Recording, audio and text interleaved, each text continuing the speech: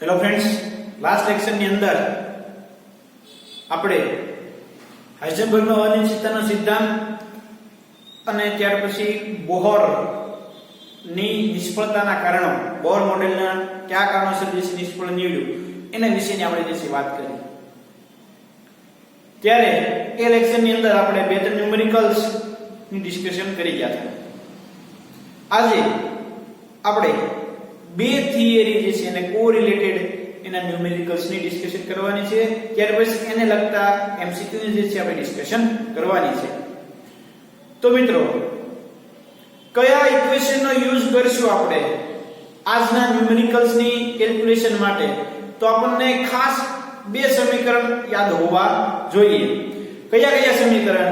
તો એક હાઇઝનબર્ગની અનિશ્ચિતતાના સિદ્ધાંતની અંદર જે ઇક્વેશન આવી ગયું એ કયું ઇક્વેશન હતું? તો જોઈ મને ભાઈ, બે ઇક્વેશન જે છે આપણને ખાસ ક્લિયર અને યાદ હોવા જોઈએ. તો પહેલું સમીકરણ હતું delta x into delta p greater than equal to h upon 4 pi.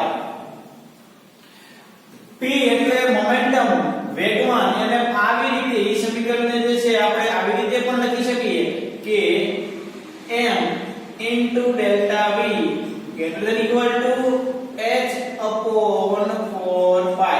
Clear મિત્રો? આ સમીકરણ હવે તમારા મગજની અંદર સેટ થઈ ગયું છે.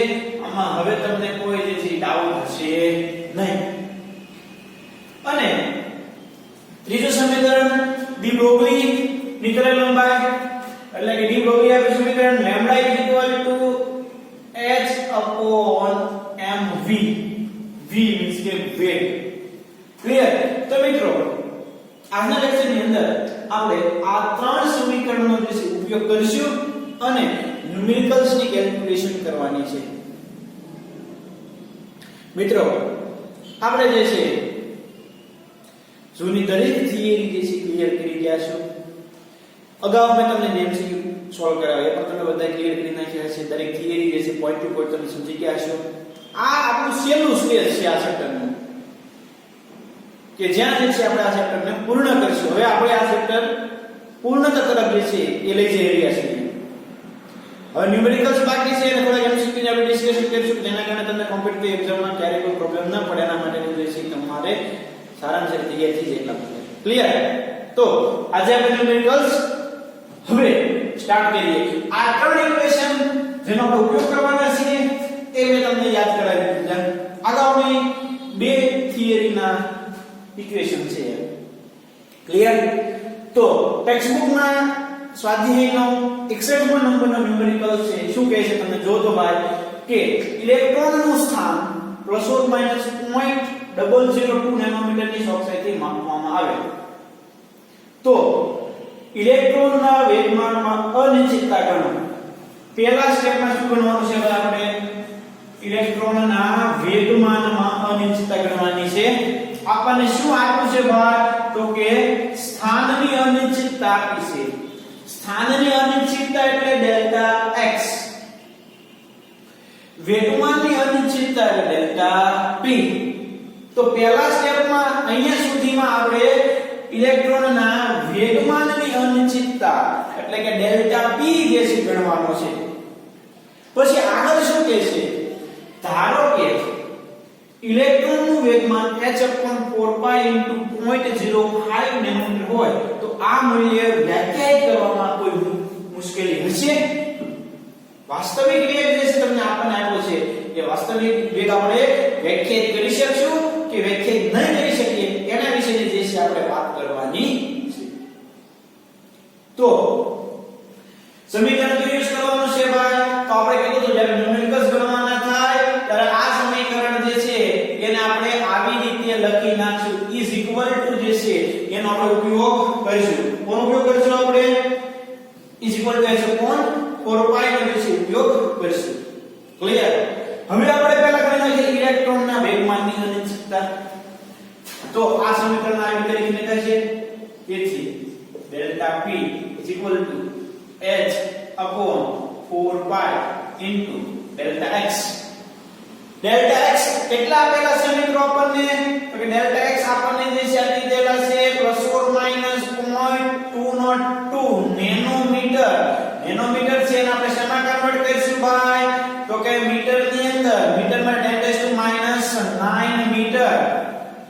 ક્લિયર h એટલે કે પ્લાન્ક અચળાંક પીકોવોટ પ્લાન્ક અચળાંક 6.626 into 10 raised to minus 34 joule per second clear થાય છે ભાઈ કે હવે જે છે તમને આમાં કોઈ પ્રકારનો ડાઉટ રહેશે આ બે ક્લિયર થઈ ગયું હવે સૂત્રમાં જે છે કિંમત મૂકો તો ડેલ્ટા p એટલે વેગમાનની અનિશ્ચિતતા બરાબર 6.626 into 10 raised to minus 34 joule second divided by 4 into 3.14 pi અને x કેટલો છે ભાઈ તો 0.002 into 10 raised to minus 9 જો તો મિત્રો કેલ્ક્યુલેટ કરો તો ડેલ્ટા p જે છે કેટલો આવે છે ઝડપથી હો આમાં જે છે કોઈ વાર લાગવી જોઈએ નહીં ઝડપથી જે છે તમારે આન્સર દેવાનો છે 2 પોઈન્ટ જો તો જોઈ શું આન્સર આવે છે ભાઈ 2.638 into 10 raised to minus 23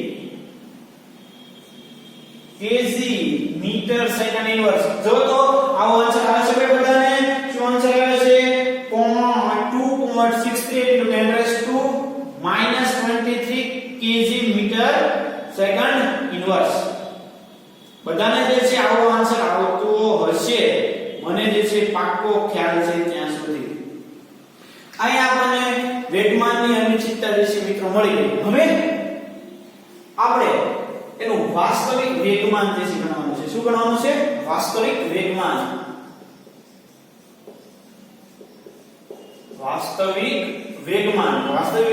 એટલે કે ડેલ્ટા p શું આપી દીધેલું છે આપણને તો h/4 pi into 0.05 નેનોમીટર આને આપણે લખી શકાય ભાઈ જો તો જો અહીંયા ત્યાં 6.626 into 10 raised to minus 34 divided by 4 into 3.14 into 0.05 into 10 raised to minus 9 જો તો જો ભાઈ શું આવશે ભાઈ ડેલ્ટા p ઝડપથી જે છે કેલ્ક્યુલેશન કરીને કયો મને 1.055 into 10 raised to minus 24 kg metre second inverse તો આવો આન્સર આવે 1.055 into 10 raised to minus 24 kg metre second inverse આવો જે છે બધાને આન્સર આવવો જોઈએ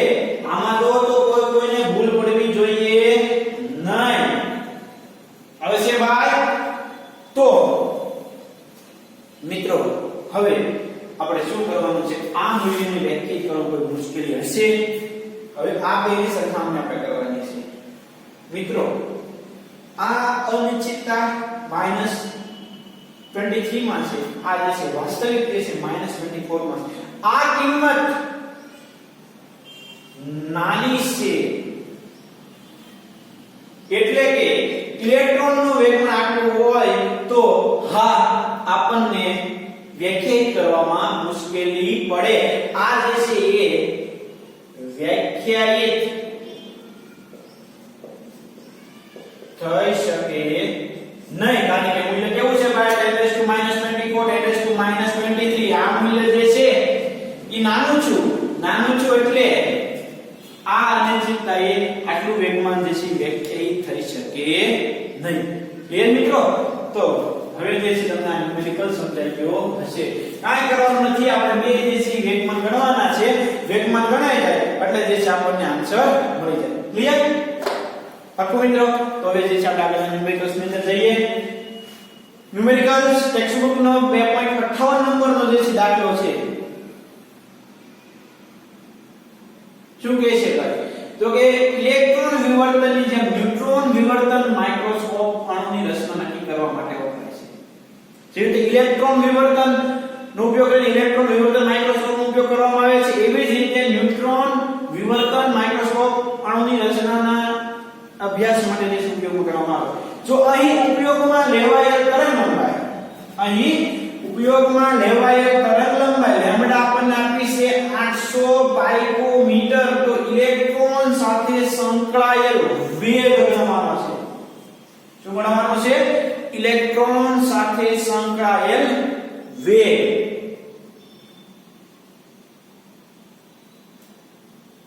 એટલે કે આપણે v જે છે ગણવાનું છે. અહીંયા ન્યુટ્રોન છે એટલે પહેલા તો આપણને આ ત્રણ સમીકરણમાંથી કયા સમીકરણનો ઉપયોગ કરવાનો થશે? તો કે આ સમીકરણ વપરાશે λ=h/mv. એમાં લેમ્ડા આપણી પાસે છે, s આપણી પાસે છે, આપણી પાસે m હોય તો આપણે વેગ જે છે ગણી શકીએ. ન્યુટ્રોનનો દર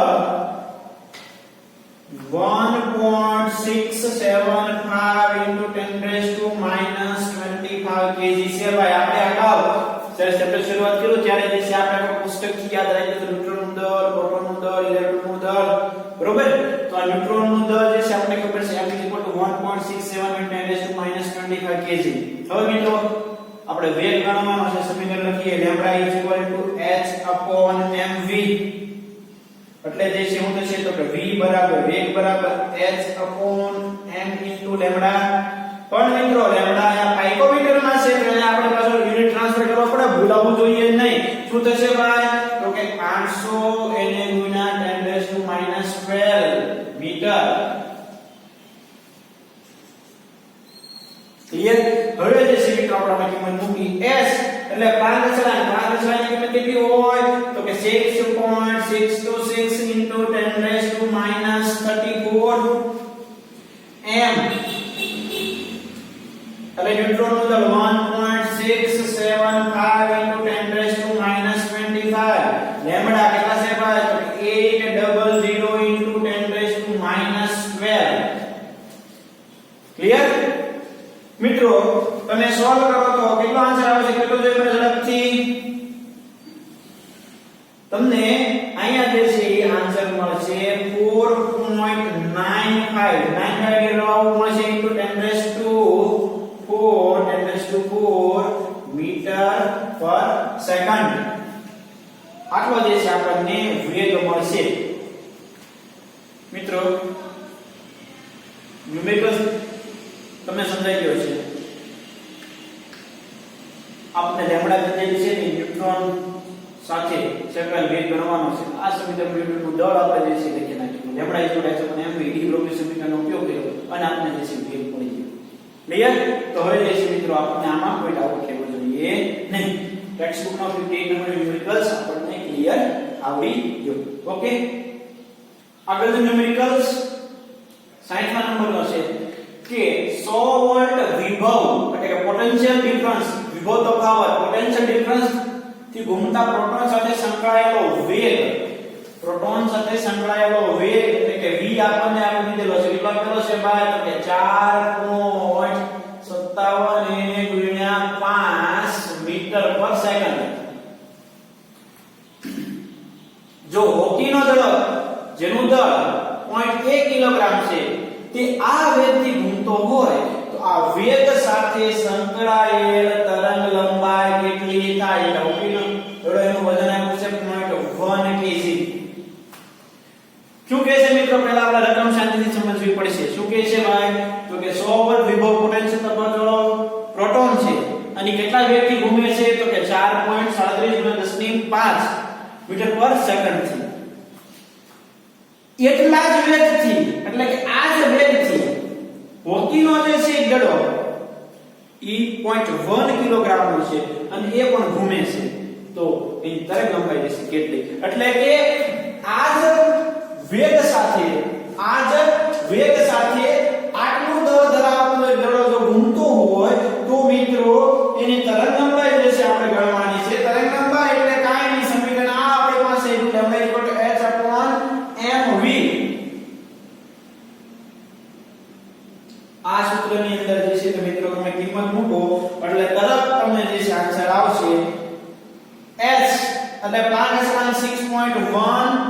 6.626 × 10⁻34 m એટલે કેટલું છે ભાઈ? તો કે 0.1 કિલોગ્રામ. v કેટલો છે ભાઈ? તો કે 4.37 Na × 10⁵. મિત્રો સોલ્વ કરો, શું આન્સર આવે?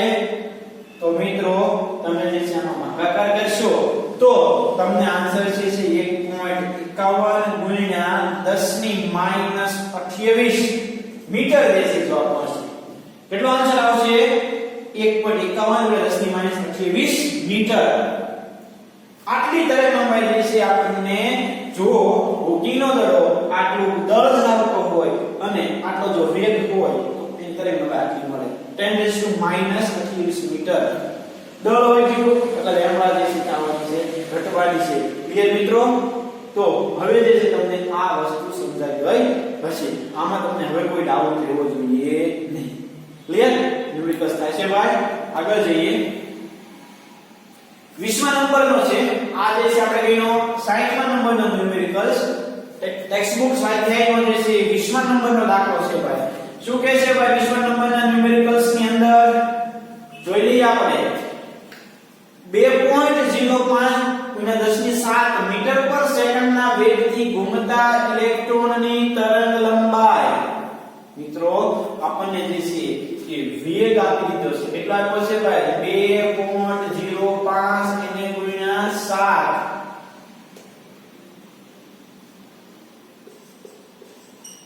મીટર પર સેકન્ડ અને શું કીધું છે ભાઈ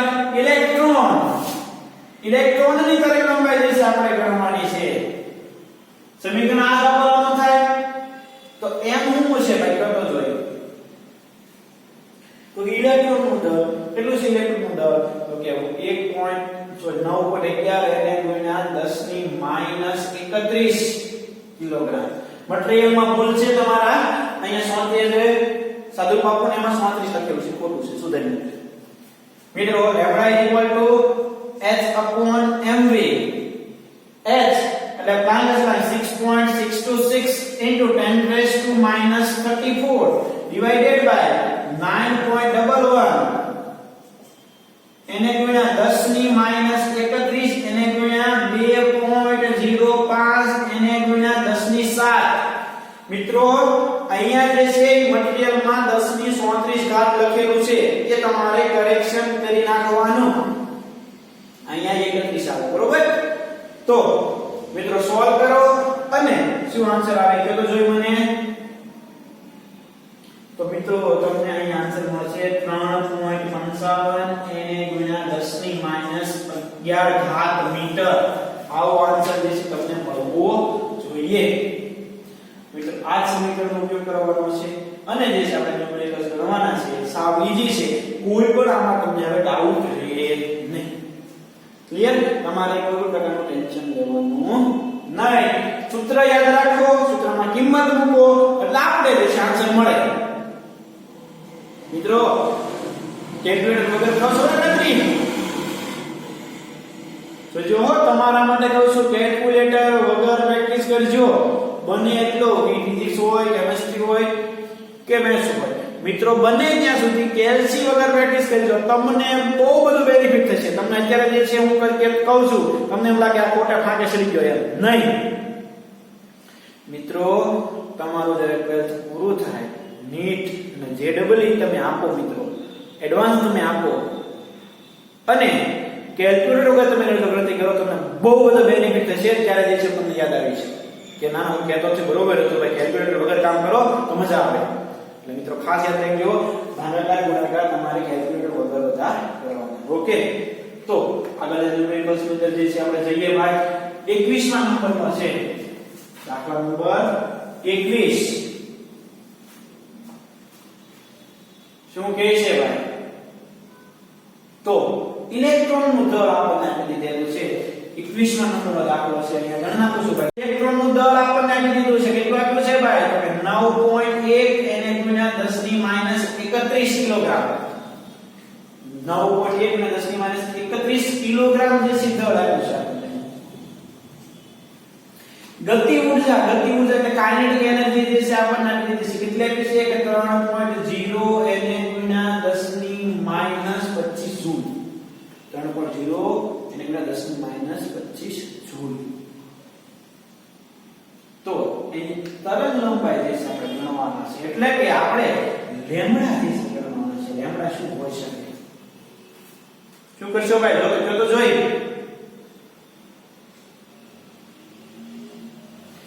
એલા ભાઈ વિચારવું પણ છે લેમ્બડા કીધું છે એ આપેલું છે આ સમીકરણ આપણે ઉપયોગ કરીએ છીએ કે આના આધારે દાખલા ગણીએ છીએ તો આપણને વેગ જે છે એ હોવો જોઈએ, પણ વેગ આપવા માટે ક્વેશ્ચન માર્ક છે, આપણી પાસે વેગ નથી પણ તમને ગતિ ઉર્જા આપી છે. જો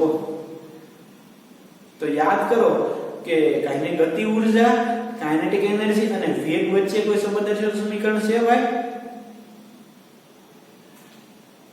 કરો તો યાદ.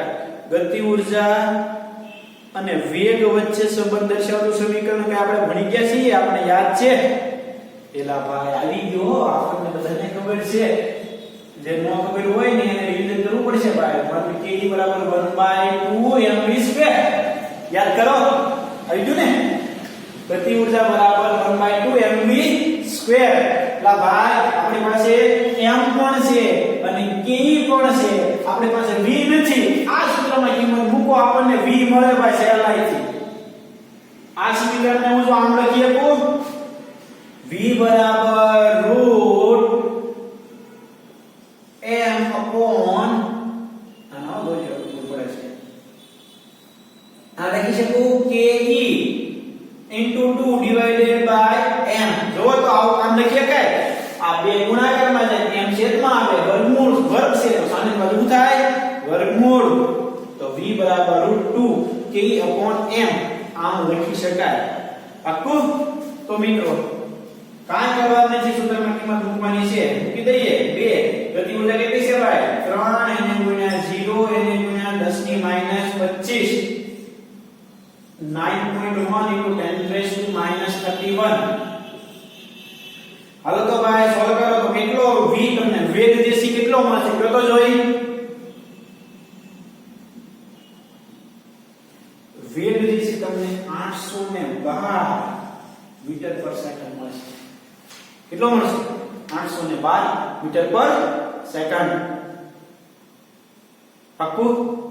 ભાઈ હવે તો વેગ મળી ગયો, આપણી પાસે m છે, તો કાંઈ નહીં મિત્રો, બીજું સમીકરણ લેમ્બડા બરાબર h/mv. લાગે સાથે તો 6.626 into 10⁻34. m કેટલું ભાઈ? 9.1 into 10⁻31. વેગ કેટલો ભાઈ? 812. હાલો હું આવે લેમ્બડા કયો ઝડપથી કેલ્ક્યુલેટ કરવાની જે છે, આ કોઈ વાર લગાડશે નહીં, ઝડપથી જશે આન્સર આવે. શું આવે છે ભાઈ?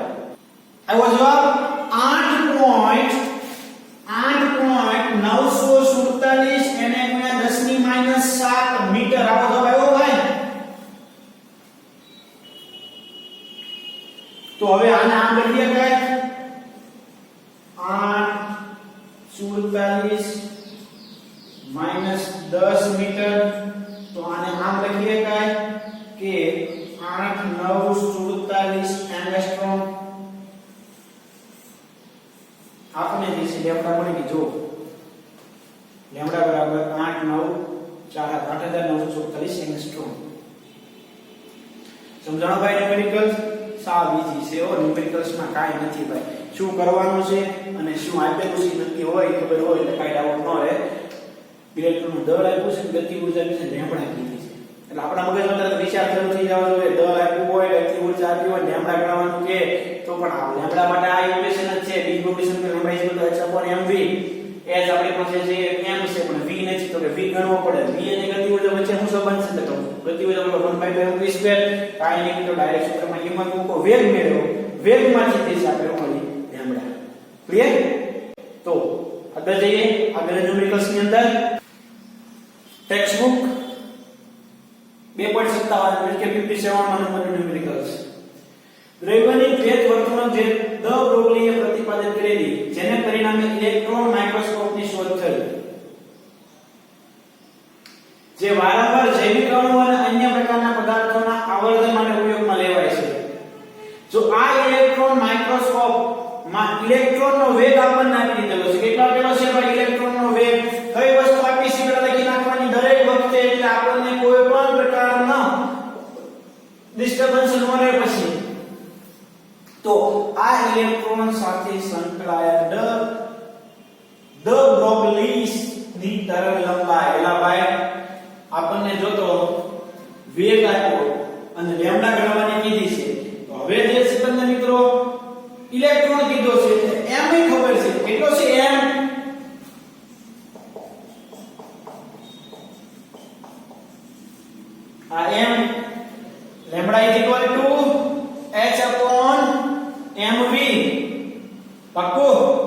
સૂત્રમાં કિંમત મૂકો લેમ્બડા ગણવાની છે 6.626 into 10 raised to minus 34 divided by 9.11 into 10 raised to minus 31 kilogram. Kilogram લખવાની જરૂરિયાત નથી અને વેટ કેટલો છે ભાઈ? તો 1.6 into 10 raised to 6. શું આવે છે ભાઈ? તો ભાગાકાર ઝડપથી જે છે આન્સર આપો. તમને જે છે ભાગાકાર આવવામાં છે 0.45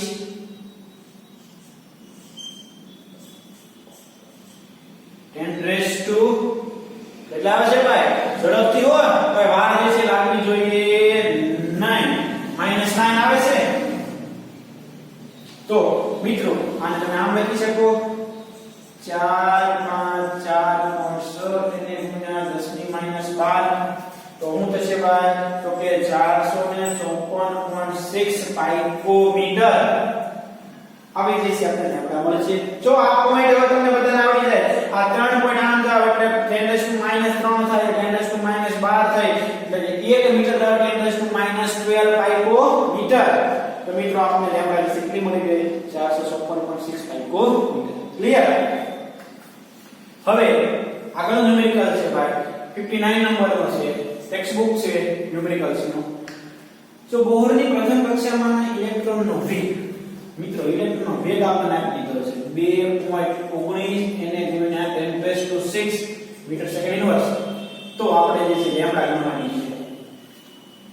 અને કોણ આપ્યો છે? ઇલેક્ટ્રોન. એટલે m કેટલા હોય? તો કે 9.11 into 10⁻³ 31 kg હોય. હવે સમીકરણમાં કિંમત મૂકવાની રહી. Lambda h mv. મૂકો કિંમત 6.626 into 10⁻³ divided by m એટલે છે 9.11 into 10⁻31. વેગ છે 2.19 into 10⁻6. કરો ભાગાકાર મિત્રો. શું જવાબ આવે છે તો જોઈ.